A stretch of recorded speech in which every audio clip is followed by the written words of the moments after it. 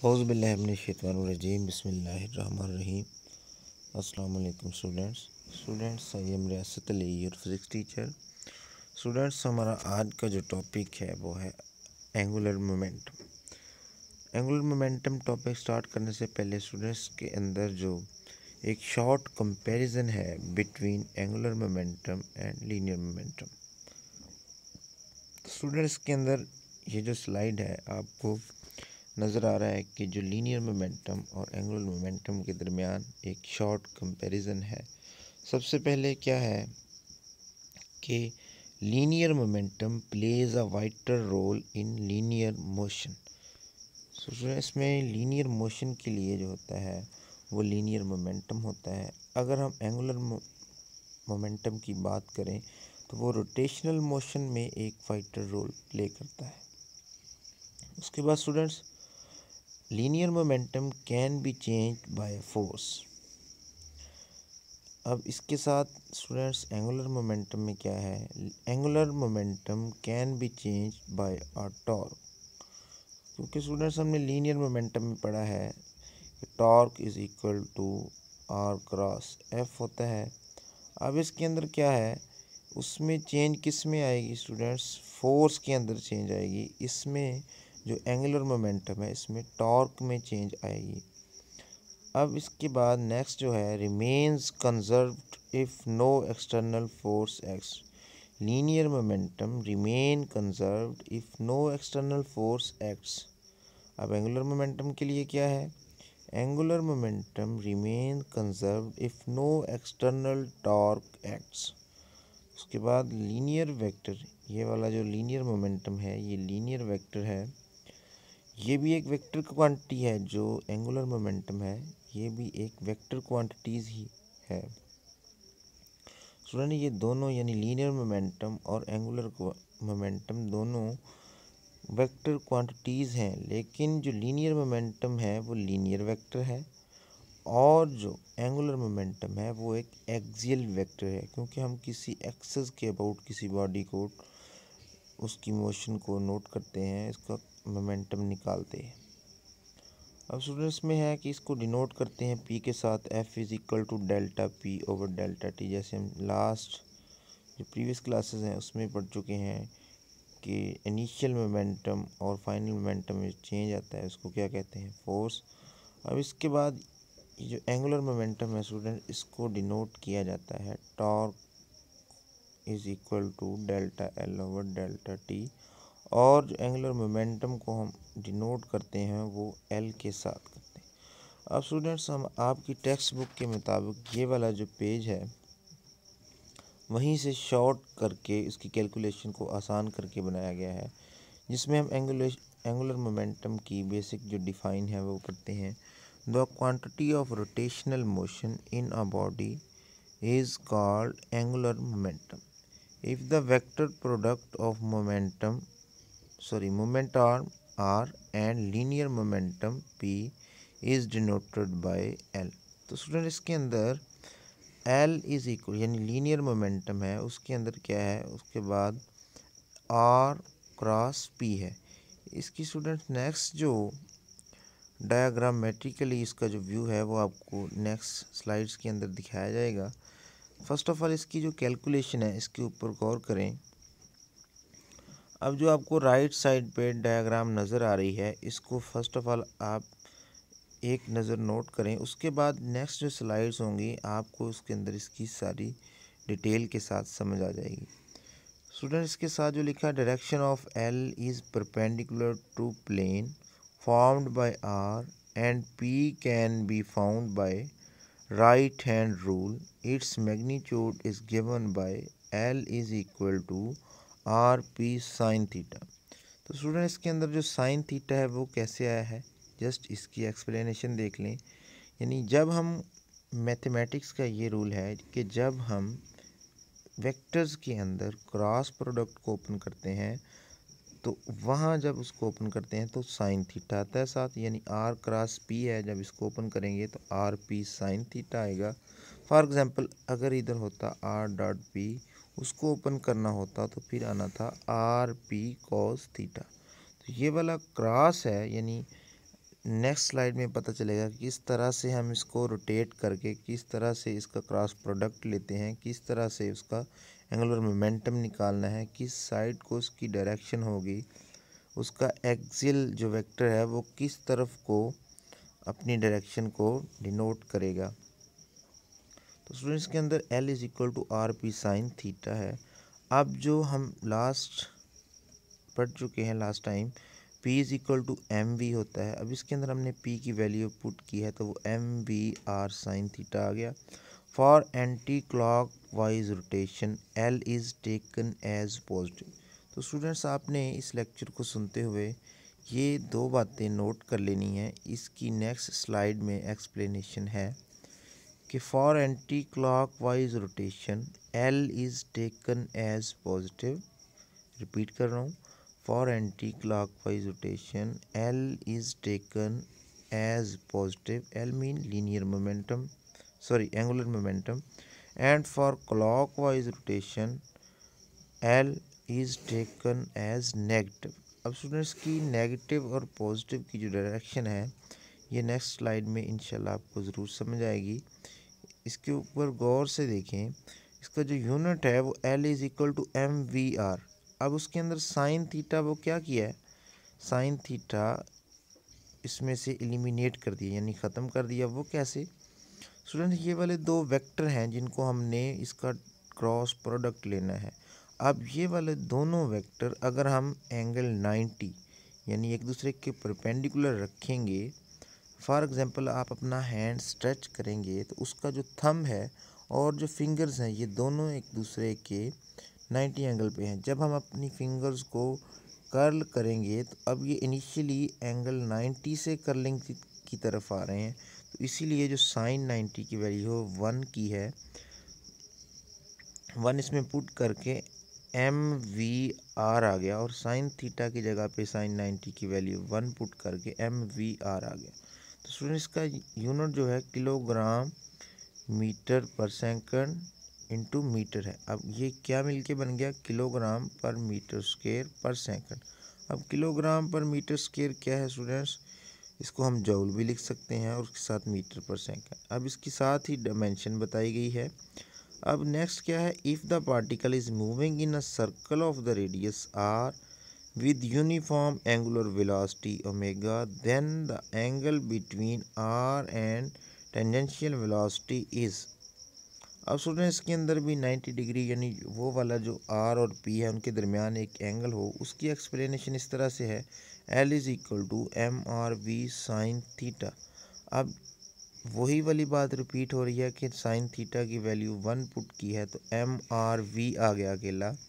अब उसके बाद स्टूडेंट्स लास्ट टाइम हम पढ़ चुके हैं कि जो एंगुलर वेलोसिटी और लीनियर वेलोसिटी के दरमियान रिलेशन निकला था वो v is equal to R omega था। अब हमने v की जगह वैल्यू पुट कर दी आर ओमेगा की। उसके बाद जब कैलकुलेट किया तो एम आर स्क्वायर ओमेगा आ गया। अब M R square omega moment of inertia होता है, ये भी हम लास्ट टाइम पढ़ चुके हैं। तो स्टूडेंट्स अब ये वाली जो इसकी एक्सप्लेनेशन है इसको एक नज़र रीड करते हैं। Now consider a symmetric rigid body rotating about a fixed axis through the center of mass। अब स्टूडेंट्स कोई भी एक कार्डबोर्ड ले लें, उससे आप एक सर्कुलर शेप की रिजिड बॉडी है उसके अंदर से आप होल बना के कोई एक्सेस गुजार के, फॉर एग्जांपल अपने पेंसिल उसमें से गुजार के आप उसको रोटेट करेंगे तो वो उसकी सर्कुलर मोशन होगी। आप इस तरह से भी कह सकते हैं कि वो उसके ऊपर उसकी एंगुलर मोशन होगी। इस तरह से ये आप एक्सपेरिमेंट कर सकते हैं।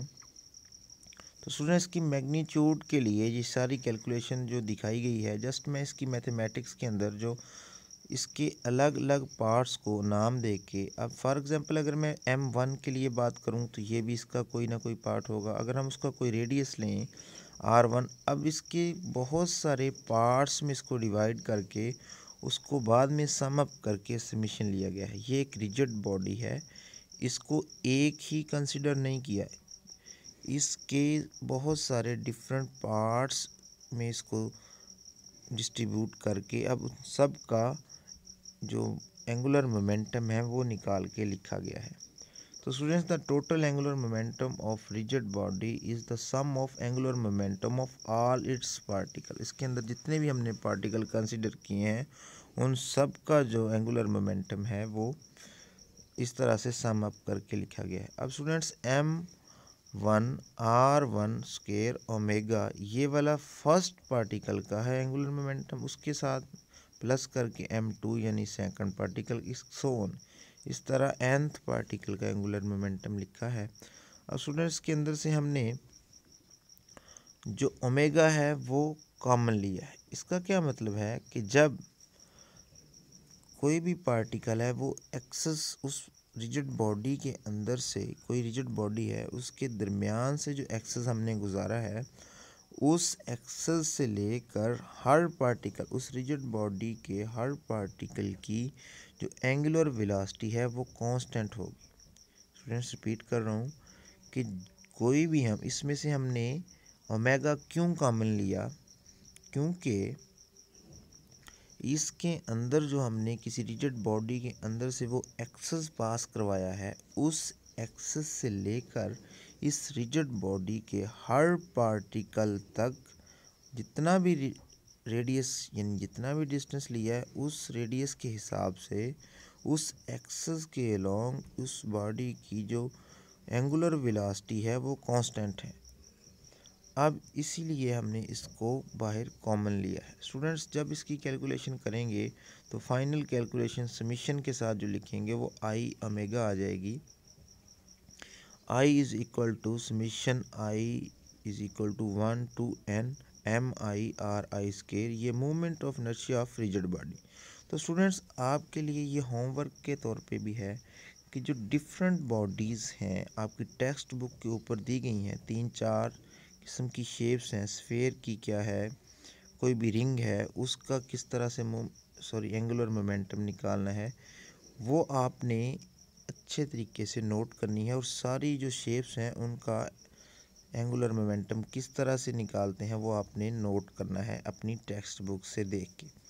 तो स्टूडेंट्स अब है स्पिन एंगुलर मोमेंटम L और ऑर्बिटल एंगुलर मोमेंटम L0। अब अगर हमने सिंपल एंगुलर मोमेंटम की बात करनी है उसके अंदर भी एंगुलर मोमेंटम की दो टाइप्स हैं। क्या क्या, एक स्पिन एंगुलर मोमेंटम है, एक ऑर्बिटल एंगुलर मोमेंटम। तो स्टूडेंट्स की एक्सप्लेनेशन के लिए हम नेक्स्ट मूव करते हैं। ये जो हमने दो स्लाइड्स अभी रीड की हैं उनकी प्रैक्टिकली इंफॉर्मेशन इस तरह से हमें मिल सकती है। अगर हमको समझ नहीं आ रही कि किस तरह से क्लॉकवाइज वो मोमेंटम है, किस तरह से एंटी क्लॉकवाइज उसकी डायरेक्शन किस तरह से है, तो स्टूडेंट्स ये वाला क्या है, a particle is said to be possess angular momentum about a reference axis if is so move that its angular position change relative to the reference axis. तो स्टूडेंट्स हमारा जो टॉपिक है एंगुलर मोमेंटम वो वाले 2 pages हैं उसके साथ ही वो सम अप होता है। ये जस्ट इसकी एक्स्ट्रा एक्सप्लेनेशन है आपको अंडरस्टैंड करवाने के लिए। हमारा एंगुलर मोमेंटम जो टॉपिक है वो उन्हीं 2 पेजेस के ऊपर उसकी कैलकुलेशन और उसका जो थ्योरी है वो सम अप होती है। ये वाली जो स्लाइड्स हैं ये जस्ट उसी टॉपिक को एक्सप्लेन करने के लिए आपको दिखाई जा रही हैं। अब स्टूडेंट्स ये वाला जो आपको ब्लू इसका सर्कल नज़र आ रहा है, ब्लू एक बॉल नज़र आ रही है, अब ये वाला रोटेट करेगा, ये फिक्स एक्सिस है, और जो वाइट वाला बॉल नज़र आ रहा है ये इसके ऊपर रोटेट करेगा। फिर रिपीट कर रहा हूँ स्टूडेंट्स, ये वाला जो रेफरेंस एक्सिस है ब्लू वाला इसके अराउंड घूमेगा जो वाइट वाला बॉल जो आपको नज़र आ रहा है। किस तरह से, ये देखिए स्टूडेंट्स, इसमें देखें ये जो वाइट बॉल है अब इसने आपके राइट हैंड की तरफ मूव करना है। जब आप स्क्रीन को देख रहे हैं तो आपके राइट हैंड की तरफ ये वाला मूव करेगा जो वाइट बॉल है। ये देखिए इस तरह से ये रेफरेंस पॉइंट से मूव करेगा।